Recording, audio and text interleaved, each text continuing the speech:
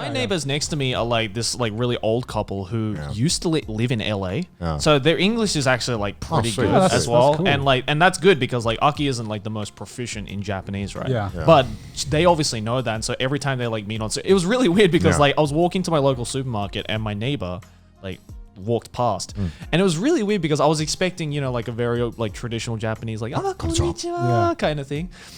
Instead, yo, what up? Legit, what up, mate? No, instead she was like, "How you going?" It's like a really like weirdly like Australian British accent as well, and I'm like, I thought you said you lived in LA. That doesn't sound very Los Angeles like. Yeah, and I was just like, oh, hi.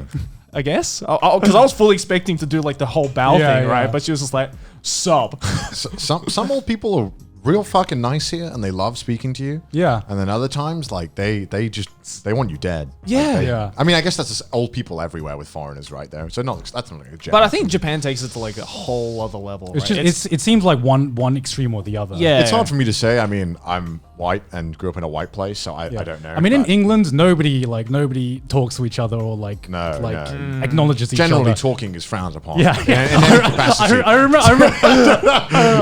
remember actually the first time I went to America. I was in New York, and this was the very first my very first experience in America because I'd like pretty much only been in England and basically Europe and Thailand. So I remember I was standing in the lift to my hotel, and this American there was one other person in the lift. And she asked me, "So, how are you doing today? You having a good day?" And me, as a British person, I fucking freeze up. Like, I don't know how to act. Like, I'm like, are you picking a fight with me? What the fuck's going on here? Like, what do you want from me? Are you trying to sell something? Because in England, you don't talk to each other. You just, everyone stands there in awkward silence and doesn't acknowledge each other. And we go about our day. I had the same thing in like Canada on a bus. I was like 17 maybe. I was on a bus and the guy like said like, "Great weather." I'm not doing that. Great weather today, and I just ignored him because I didn't think he was talking to me. And then he was like, "Not much of a talker, eh?" And then I like did like, you know how like Al stares at light in the thing. I was like, me? Like, you talking to me? No, I just did exactly the same thing because she talks over to me, and the first thing I did was check if there was someone behind me. I was like, in the UK, it's just not a thing. You don't talk to people in public. I remember thinking like, yeah. Yeah, I guess. Like, what do you want? Like, do you want money? Do you want money? You're just like a deer in headlights. You just don't know what to do. I know better now. Yeah. I had the craziest fucking like elevator. I don't even know if I'm allowed to fucking talk about this one. We can cut it. We can cut it if it's too extreme. I mean, it's not the extreme situation. It's what the guy said. So he's got a shit in a pumpkin.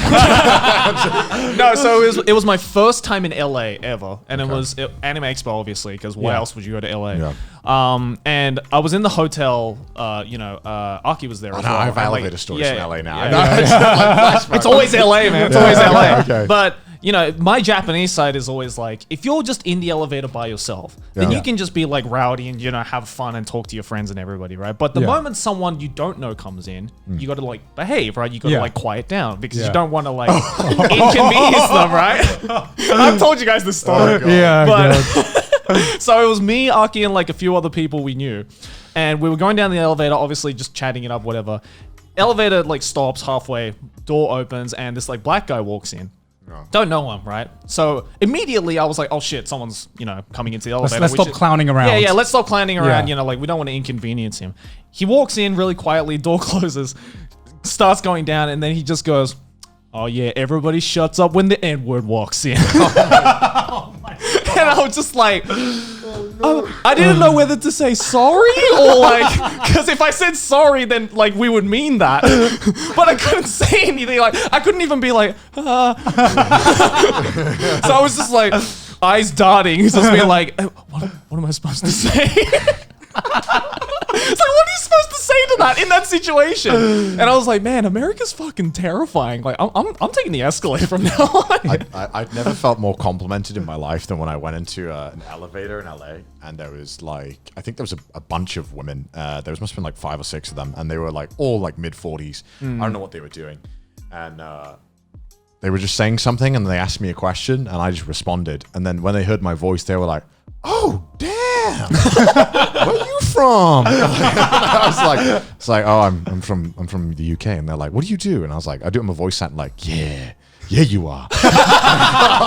I was like, "Oh no, I am in danger." But I was so flattered that like gave me like the confidence boost I needed that day. I was like, "Hell yeah, I'm ready for this panel." Yeah, but